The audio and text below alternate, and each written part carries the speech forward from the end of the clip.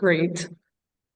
So Argentina has faced recurring economic challenges over the past decade, including high inflation, fiscal deficits, and periods of recession. By 2023, these issues had intensified with rising poverty and weakening peso, as well as growing pressure on public finances. This environment created widespread public concern about economic stability and opened space for new political economic approaches. In this context is where Javier Milei, an economist and political outsider, was elected president on a platform advocating major reforms. His proposals include reductions in government spending, regulation, and the potential adoption of the US dollar as legal tender. With midterms election approaching, Argentina is entering a period in which the efforts of these policies will be closely observed. Today, we have an understanding the status of Argentina's economy and how this will impact the upcoming elections. To talk about this topic, we're delighted to welcome three distinguished expert speakers as our panelists today. First and foremost, we have Guido Bambini, a civil engineer and economic researcher at the Center for Political Economy of Argentina. He advises Congresswoman Julia Estrada in the Chamber of Deputies and is pursuing a master's in economic development at National University of San Martin. As a columnist on the TV program QR, Guido brings together academic research and hands-on legislative experience to enrich public policy debates. Hello, Guido. Welcome. How are you?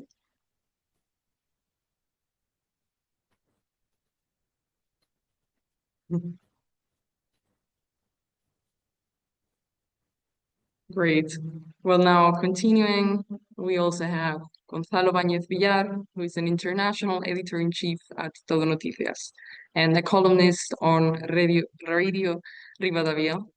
He has reported on global conflicts and elections across Europe, Latin America, Ukraine, and Middle East. Gonzalo holds degrees in journalism and international studies, and he is as well a council member at the Argentinian Council for International Relations, a FURP fellow, and part of the Fulbright Young Leader Program. His expertise in international affairs and journalism offers a unique and insightful perspective. Hello, Gonzalo, welcome. Well, thank you very much for this invitation. It's really a pleasure for me. Well, I'm in Middle East, in Israel, so it's very interesting to debate these topics during this interesting period of global times also. Thank you very much, Gonzalo. Also, thank you for being here despite the current situation. It's a pleasure. And then last and not least, we have with us Juan Francisco, who is a lawyer and master's candidate in international relations at the University of Buenos Aires. He is director of international relations and a lecturer in environmental law at the University of Buenos Aires Faculty of Law. Juan serves on the executive board of Argentinian Council for International Relations Young Professional Group. He has represented Argentina at the Y20 Brazil and is currently the head of delegation for Y20 South Africa. His knowledge in law and international relations brings an essential global perspective to our discussion. Hello, Juan Francisco, welcome. Thank you very much, and thank you. I'm very pleased to be here with Guido and Gonzalo. That the three of us, were part of a program some years ago. So glad to be with them again. Thank you very much. We're real delighted to welcome you to our event today, and we're grateful to you for giving us your time to join us today. Now, our goal is to have a thoughtful, academically minded discussion where all viewpoints are respected. So here's how the debate will work. Each panelist will have 2 minutes to answer a question. Other panelists may then offer a 1-minute counter-argument, and the original panelists will have 1 minute to respond to that. We will try to be flexible with these times, particularly if the discussion on a certain topic becomes lively and engaging. We also will have a limited Q&As with the audience. So the audience can just submit their questions anytime via the Zoom chat, and they will be asked at the end of the debate if the time allows it. So we kindly ask everyone to engage respectfully, and please also ensure your microphones are turned off. So if you would like to do this right now, we will be grateful in order to avoid background noise. So thank you very much. Now let's begin. Our first question is, what do you believe is the chronic cause of some of Argentina's long-standing economic problems, such as inflation, unemployment, and high poverty rates? We'll start with you, Guido.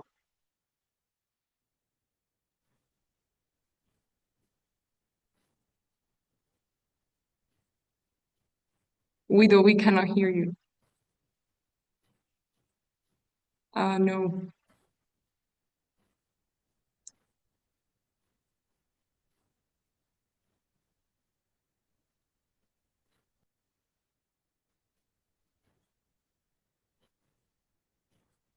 Maybe we can start with Gonzalo instead while Guido tries and fix the problem. So Gonzalo, go ahead. Yeah, sure, of course. Well, I think that there are many causes of this unfortunately chronic cause of Argentina. Probably we can start that in Argentina we are get used to have many crises in different periods. It is often said that we have a big and huge crisis since 10 years and such 10 years to 10 years. Probably we have more spendings than money that we receive. We have the opportunity of reorganize production and we exports to the world. In my point of view, I get used to work with many embassies and foreign governments, and there are a lot of opportunities that Argentina didn't take in the past.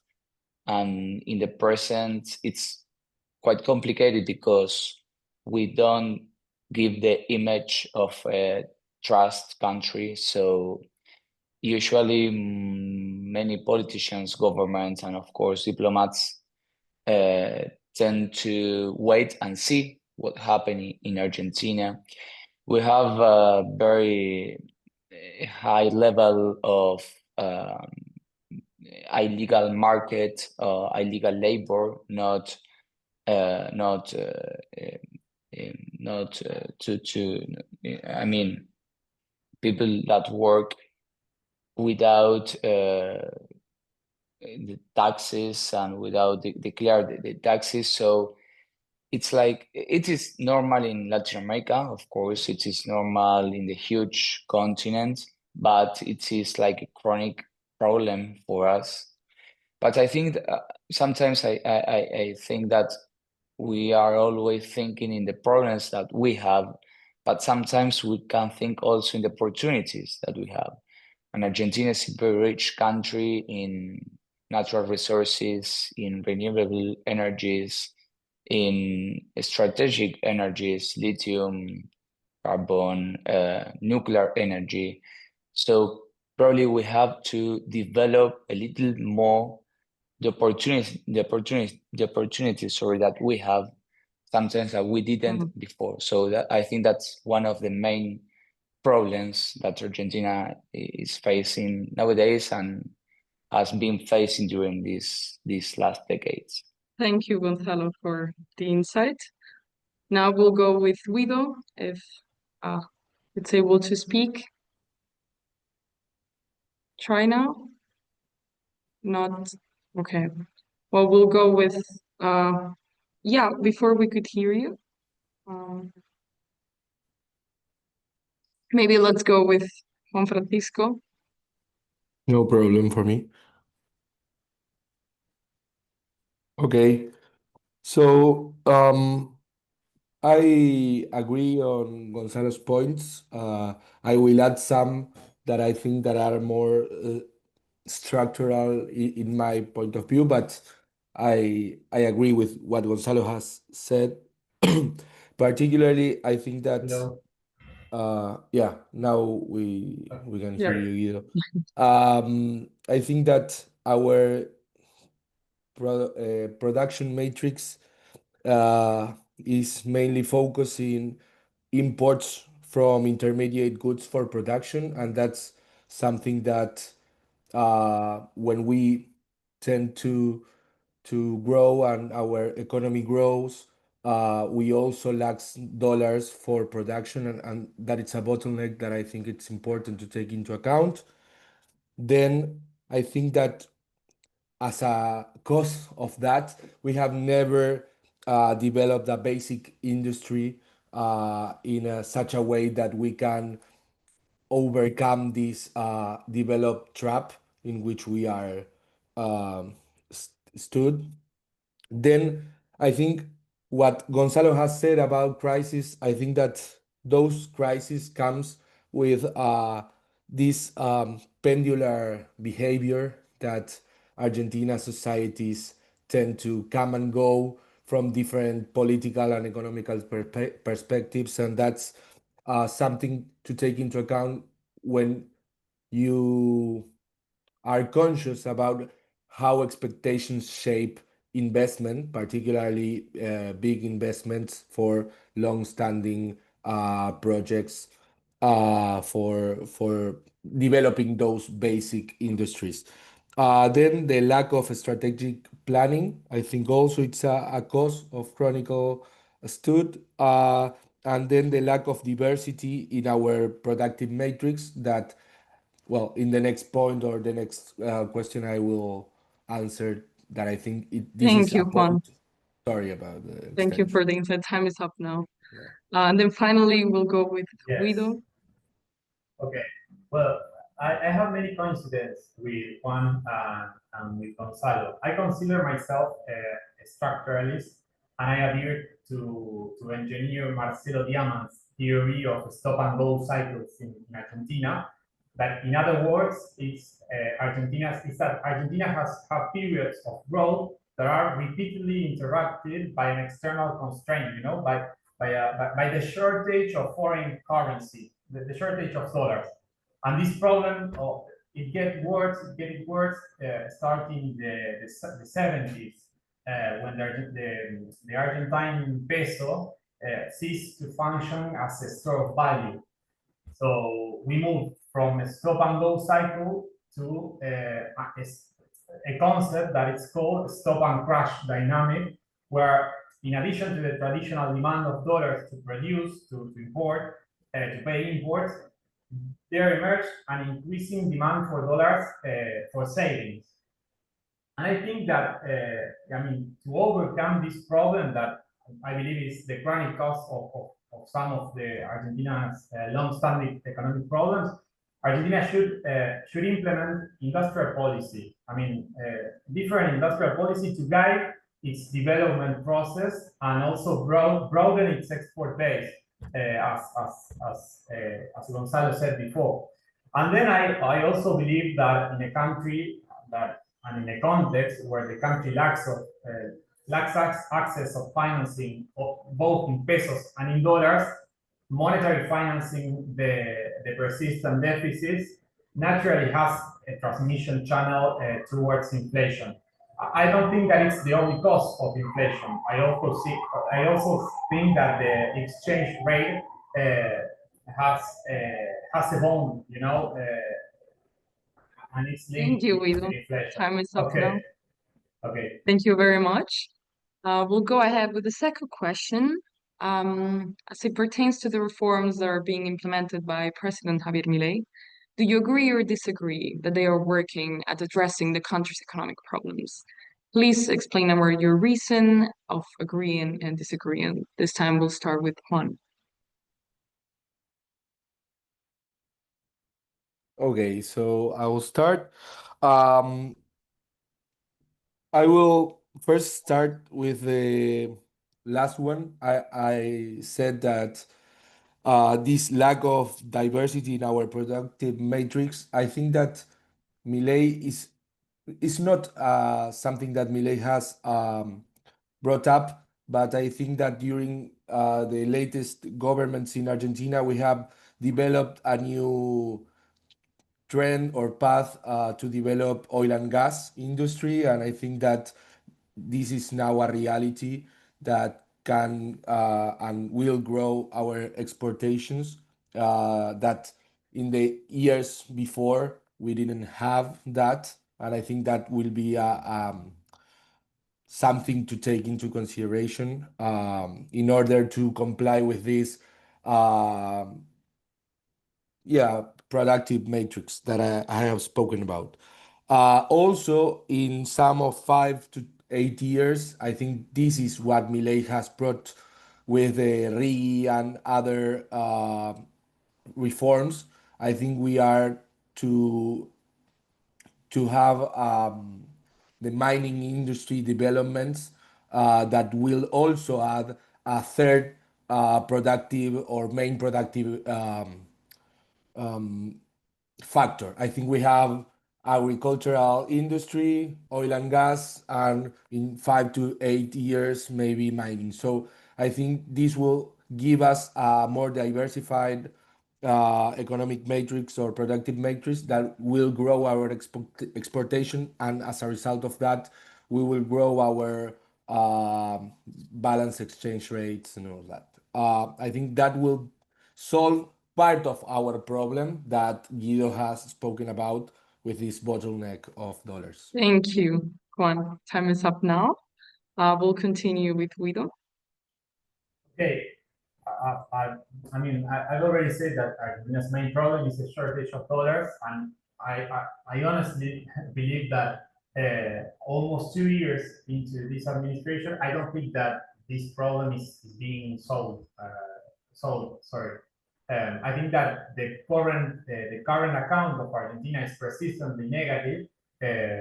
We have last data of August, and it's also negative. And the need for foreign currency has been addressed only through temporary fixes, or what we call financial bridges.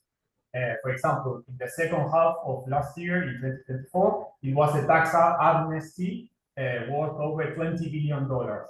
Then started the borrowing. Then came borrowing with repos, with international banks, then with international organizations, new debt with international organizations, and some bonds that were bonds subscribed in dollars. Later, in April of this year, a new agreement with the International Monetary Fund, and now, 6 months later, the need for a bailout from the United States has reappeared. So it is evident that this government is failing to address what I think is the structural problem of the Argentine economy, and is merely applying some, as I said, fixes or financial bridges. The only issue that I believe that it's improving in a way is inflation. But we are still seeing annual rates around 30%. We have a couple of hours ago the inflation of September, and it accelerated in the margin from the August one. And it's also worth noting that the exchange rate has been used as an anti-inflation anchor. Thank you, Guido. Now, Gonzalo, go ahead. Yeah, sure. Well, it's very interesting to listen to my partners. I think that there are many things to highlight. First of all, we have to take into account that when Javier Milei took office on December 2023, we had a very huge crisis in Argentina with very high inflation rates, with untrust in our economy, untrust in our global position. So we demand, or the government demands, a larger period of time to make their reforms. So it's impossible to make structural reforms in only 2 years. That's on one hand, but on the other hand, what I see is that we cannot be connected, we cannot depend on what the White House, for example, says about Argentina, or the help that we receive from the Treasury Secretary. Today, for example, Donald Trump said that if Javier Milei will not win the election, and the United States will not support Argentina in the future. And this is not part of our strategy. I mean, Argentina needs, or by our own a local strategy. We have to develop natural resources. Again, we have to develop our resources, opportunities. And I think that the government's trying to start this, but it's important to know that people from abroad, that the political convenience and the political development internally in our country, not only in the federal structure, but only provinces. We have different provinces. It's very complicated to manage, and it's something stuck and stop the new process and the changes that the federal government, try to implement. Thank you very much, Gonzalo. Thank you for the insights. Our third question is, economically, how long can Argentina society sustain austerity before the social cost outweighs potential gains? We'll start with you, Gonzalo. Well, in a short answer, I will say a few days, but probably we came from a long period of crisis, and it's true that a lot of people has been doing a lot of sacrifice also. Sometimes most of us, we are located in the capital city, and we have to see the whole country, because it's not the same reality in the capital in comparison with any province, or most in the province of Buenos Aires. So Argentine society is making a huge sacrifice to sustain and to trying to survive. Really, the word survive, it's really true in Argentina. It's a fact, Taking that into account, and despite the situation, I was surprised over 2 years that people still supporting the government, even though that they are doing a huge effort, even though they find really difficult to find a new job or to have a work opportunity or a good salary. And Argentine society are trying to make a huge effort to develop and to overcome this situation, but I think we don't have too much time in the future. I think that the daily impact must and have to be shortly, and we need them urgently. Thank you so much, Gonzalo. Now, Juan, go ahead. Okay, so the short answer will also be not much more time. I think that it will depends on expectations, and also that expectations will be shifting as a result of the midterm elections. I think that expectations also comes with a shift in the dollar, and the dollar is a catalyst for inflation, which strikes more to the ones that do not have this space or this time to wait, because they are the poorest in the society, so they are not in a situation in which they can adjust a little bit more their budget, their personal and family budget. I think that there's some proofs that society as a whole has stopped waiting a little bit. The strategy of the government during this year and a half was decreed and veto power.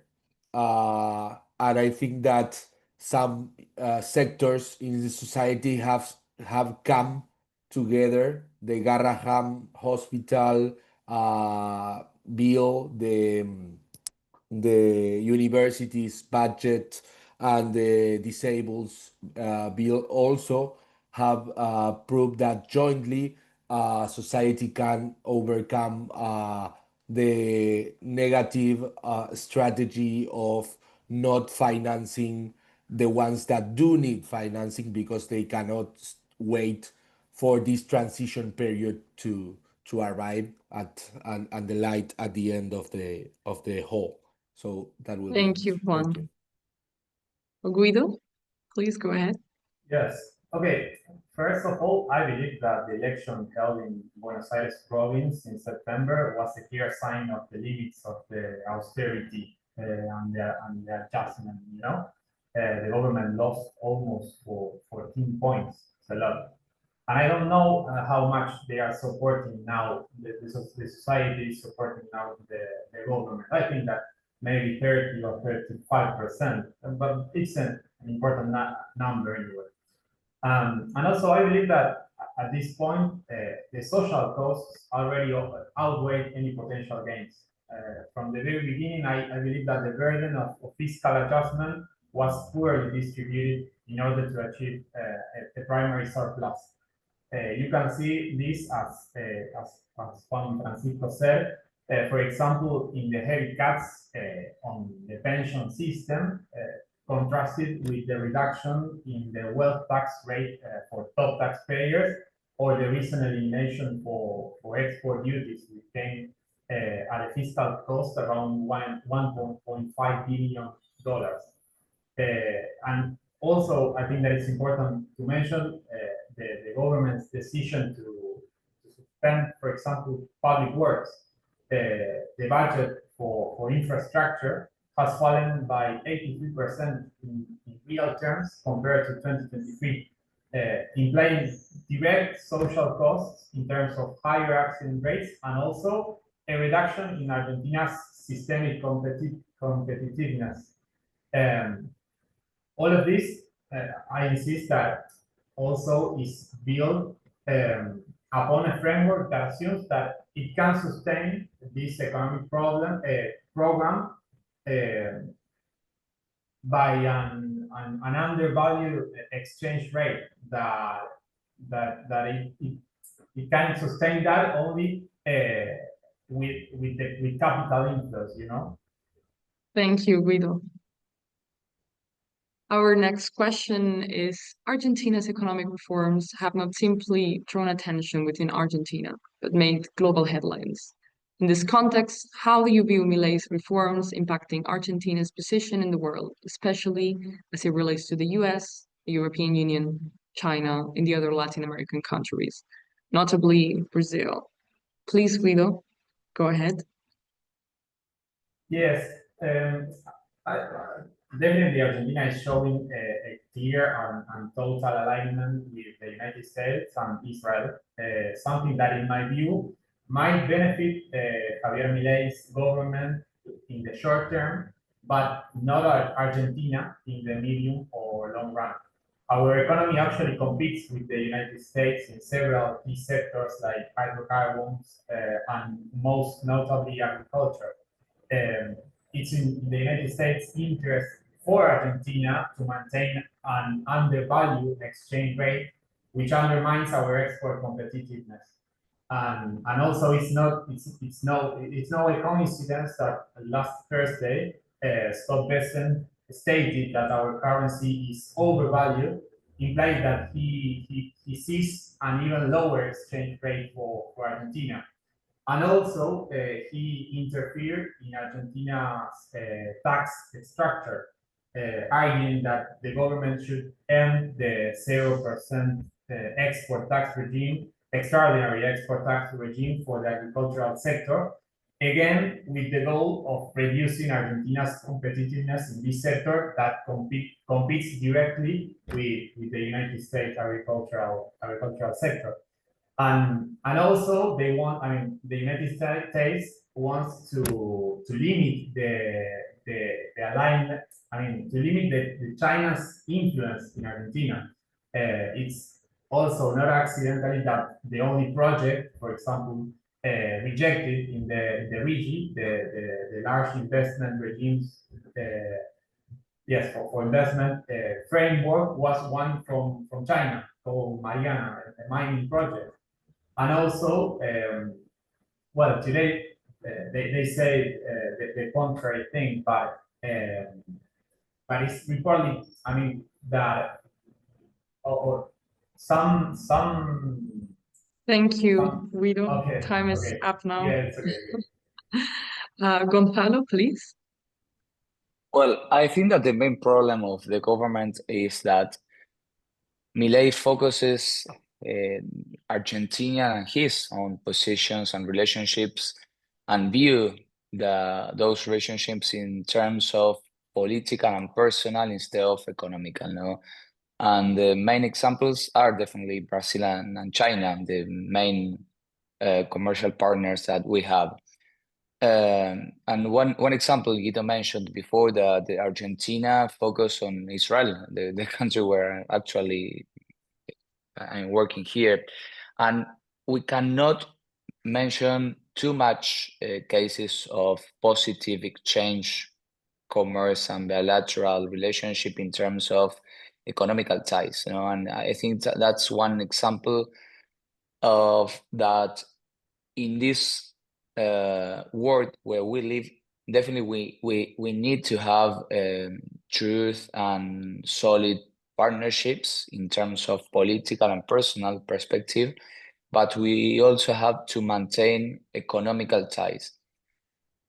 So I think that it's very important, the Mercosur and European Union free trade agreement that was signed last year, and it's fortunately and hoping be ratified this new year. The EFTA Mercosur agreement, then Argentina started also a negotiation with Canada, Emirates, Arabic Emirates, and many other countries. So I think that Argentina needs, in this context that we mentioned before, needs to be in the tables where the global discussion are happening, and not in the local perspective and isolated for the whole world in the interconnected world where we live. Thank you, Gonzalo. Juan, go ahead.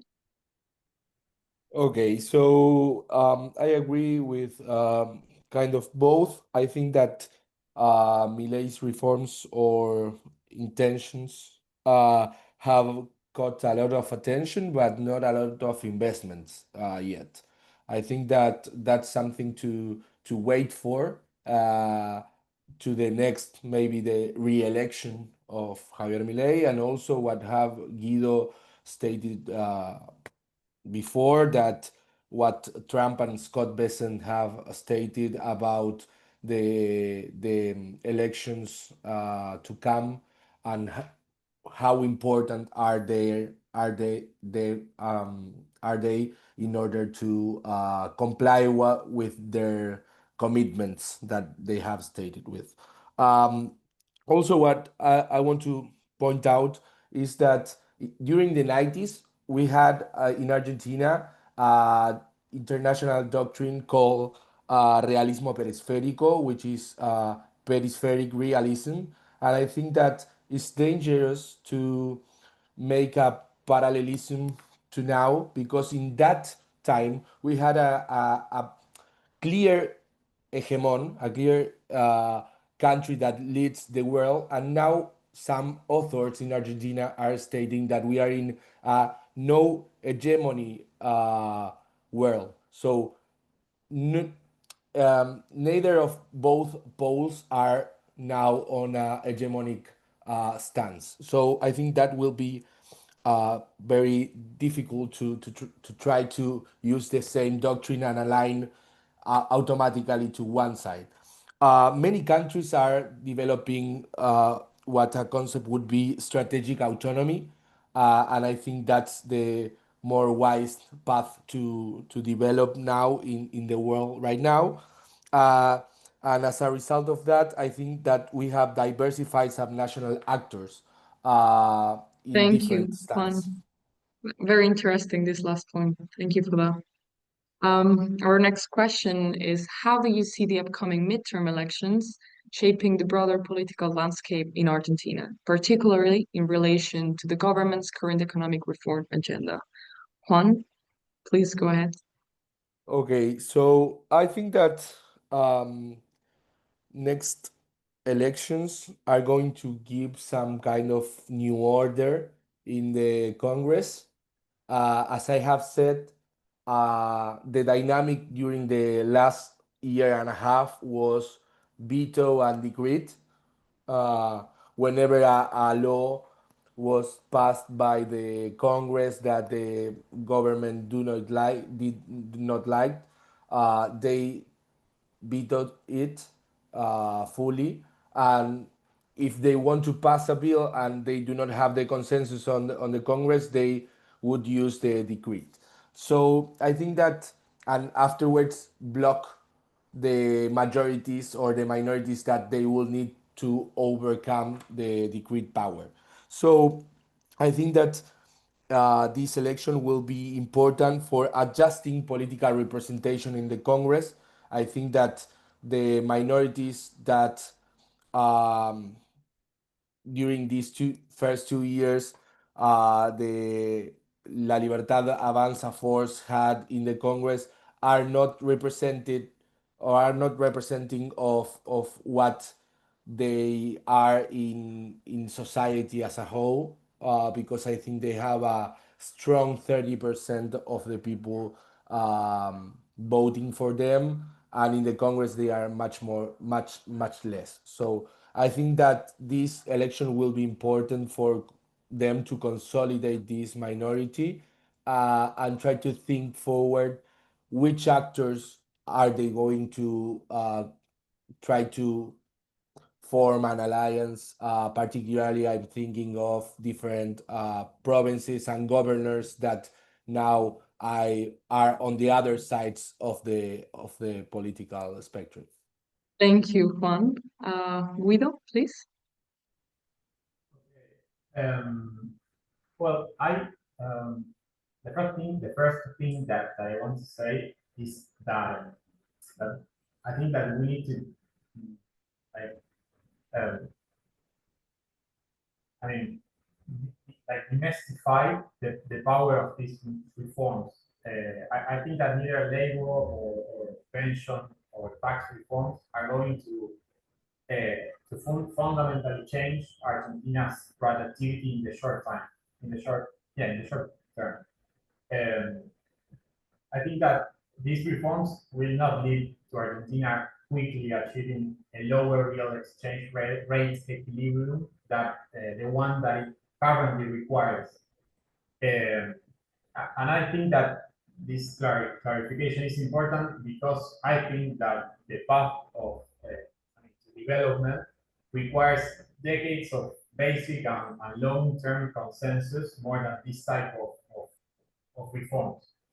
In that context, I believe that the government faced like a crucial test in the upcoming election, because it needs to secure at least 1/3 of the Chamber of Deputies in order to block any attempt to override the presidential vetoes that Juan Francisco said before.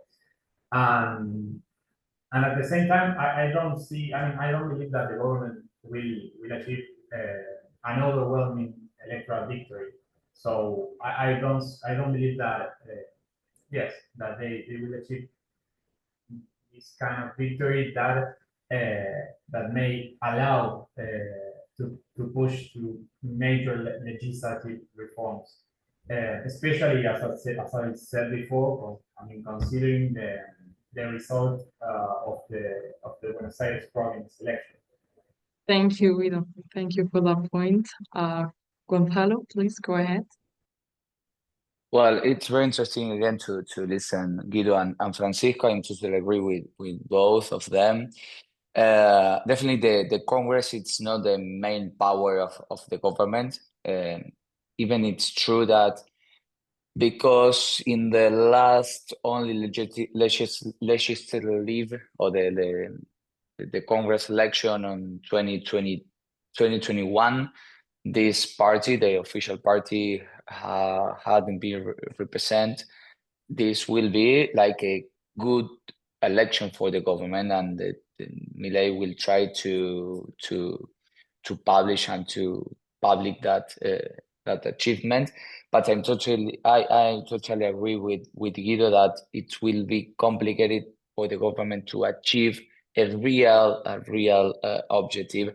But again, I'm trying to think in the people and persons who can listen us from different countries, and it's quite crazy and it's quite complicated to understand why in Argentina even 2 years the country stopped.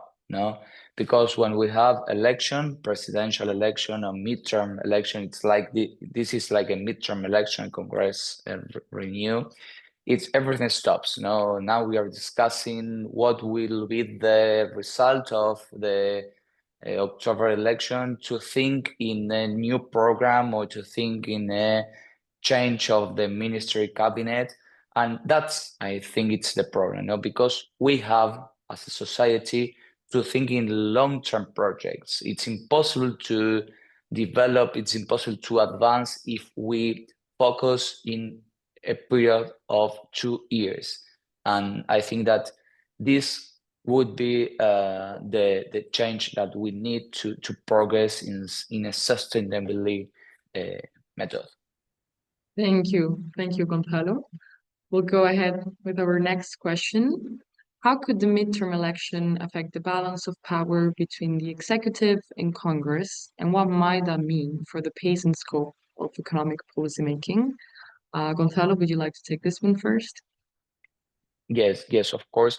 And first of all, I would like to excuse myself, but I have to go after this answer to a live connection for Argentine television. Again, I'm in Israel, covering this peace treaty. Fortunately, peace treaty, so I have to go to a connection live television. So very sorry for that. Well, we have to know that the government has a big crisis, internal big crisis, many division in the executive order. So probably then the October election will reveal these political and relationships maps. No, definitely the government will try to obtain the support of the private sector, will of course is trying to obtain the support of the United States and the main allies, international allies. But I think I'm quite boring about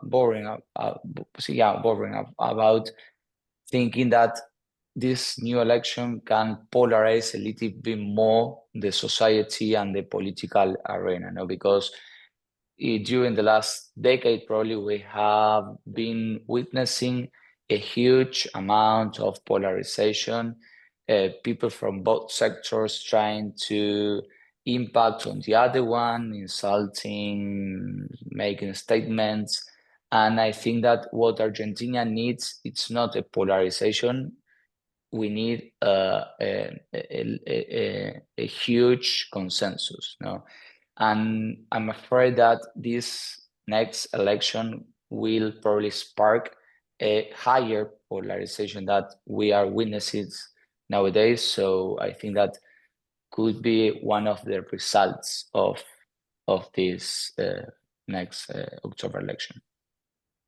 Well, thank you, Gonzalo. Thank you for your time, for being here. We really appreciate having you here. Also, please feel free to write on the chat your socials in case you would like to stay in touch with of course, people here. Thank you very much. Thank you very much. And I will hear the answer of my partners because it's very interesting debate. I'm learning a lot of them also. Absolutely. Well, Juan, go ahead. Well, I agree with Gonzalo on the fact that this election can polarize a little bit more depending on the result, the spectrum we have. In Argentina, we do not like a third way. No, I think we like Boca, River, Racing Independiente, and so on and so forth.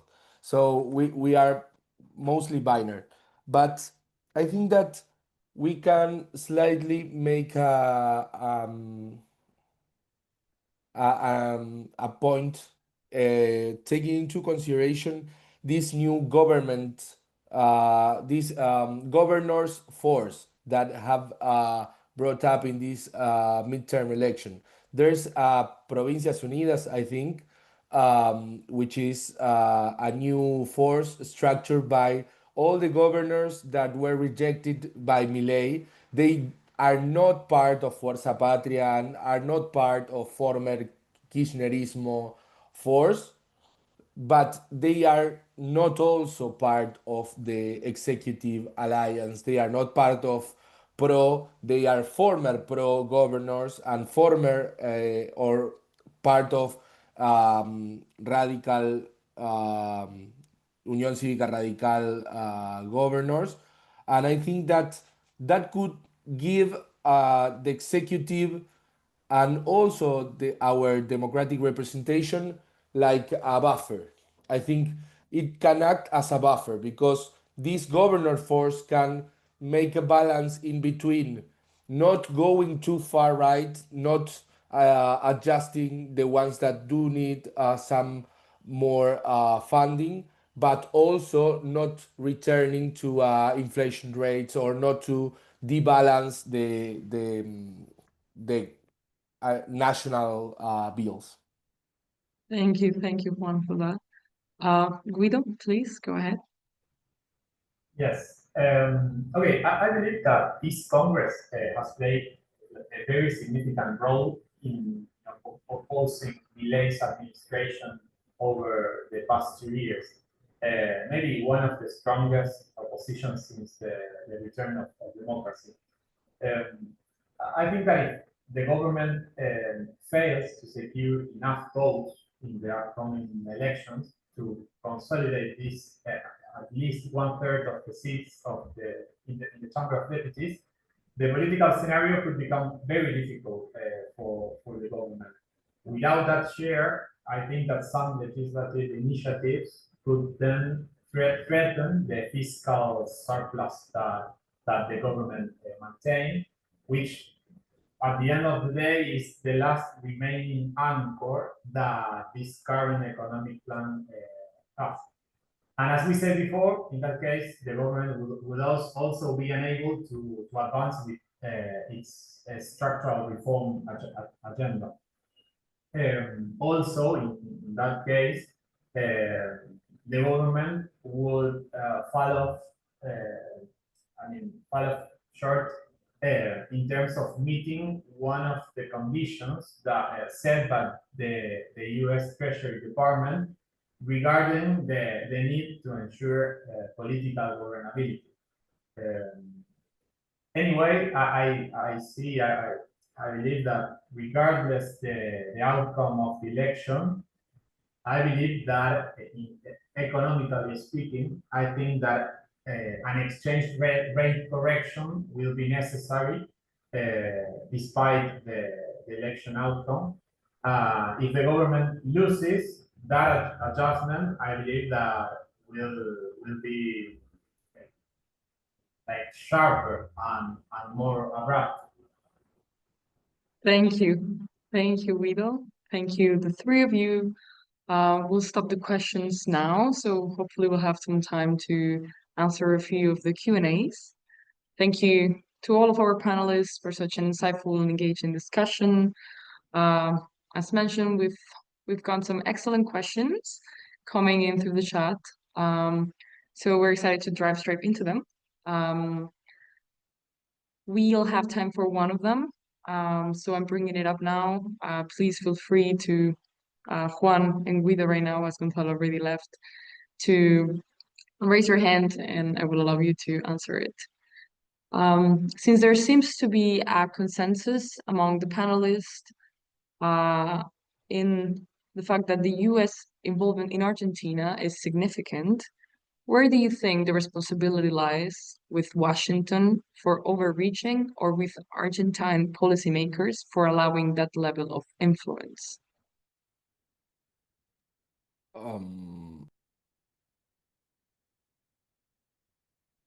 Yes, go ahead, Juan. Sorry.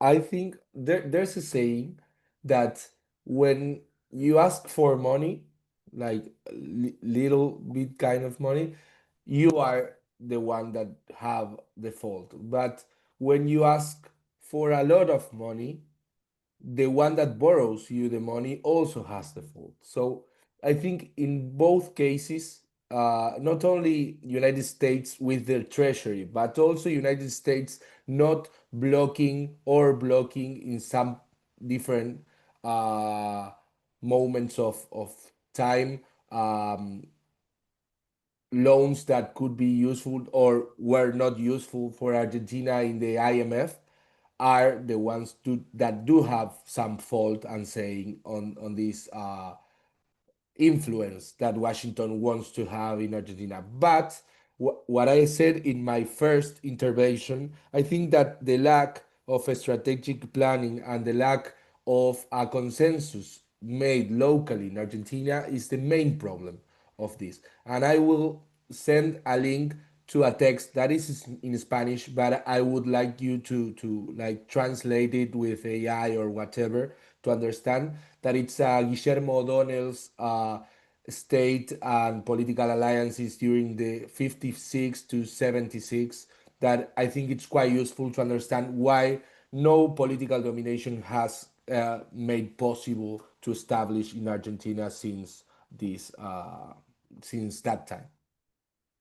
Thank you, Juan. I think it would be Yeah. great if you could maybe send it through the group chat so our audience can probably then, after this webinar, search it and translate it if needed. Guido, would you like to add something? Yes, I just want to add that I also believe that, like in the last International Monetary Fund agreement with Macri administration, that it was the most important loan of the history of the International Monetary Fund.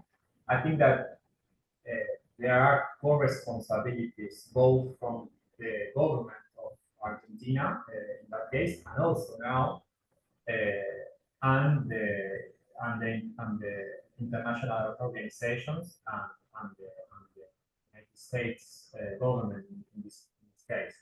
And nowadays, I understand the position of Argentina, of the economic team of Argentina. I think that they does not have much alternative due to the context. I think that Argentina, we have to give like also, I mean, the U.S. Treasury said or Scott Besson said whatever it takes. Okay, I think that Argentina will have to give to the United States whatever they ask. Thank you very much, both of you. I think that's about it of the Q&As because of the time. So today, we've explored Argentina's current political and economic landscape, from the ambitious policy reforms underway to its international relations, natural resources. So thank you very much for this. These insights highlight both the opportunities and the risks as Argentina navigates this critical period. So we thank the panelists again for their generous time and congratulate them on an excellent discussion, one that we will look to have again in the coming years to evaluate where the country stands. So before we wrap up, Guido, if the audience wants to keep up with your work or connect with you online, where can they follow you? Could you please maybe put your socials in the chat? Similarly, Sure. Juan, please, in case the audience would like to contact you, if you would like to, feel free to share them in the chat. Thank you very much, both. We encourage all of you to stay engaged, continue following these developments, and join the conversation at future Young Professionals in Foreign Policy Global Branch events. Thank you for being part of today's discussion. Be sure to follow us on LinkedIn, Instagram, and Substack. They are right now showing on the shared screen. Please feel free to follow us to stay updated on our upcoming events and contact, as we'll be covering more topics on the region in the coming months. We also recruit on a rolling basis, so if you'd like to contribute and share your expertise or get involved, please don't hesitate to reach out to us. Before we end, we would like to take some minutes to answer this survey. You can scan the QR code with your phones, and it will allow you to respond to the forums, which will help us to know your opinion on the event and improve for our community. So thank you very much. Please scan the QR and help us get better. And we look forward to seeing you again soon. Thank you. Thanks, Thank you, thanks for the questions, Federico, and the ones that we didn't have time to answer. See you. Thank you very much, both of you, as well as Gonzalo, who's not here anymore, but thank you very much for being here, for answering these questions, for bringing some debate. Thank you very much. And I wish you all a lovely afternoon, morning, or evening, depending on where you're seeing us. Thank you very much. Bye-bye. Bye.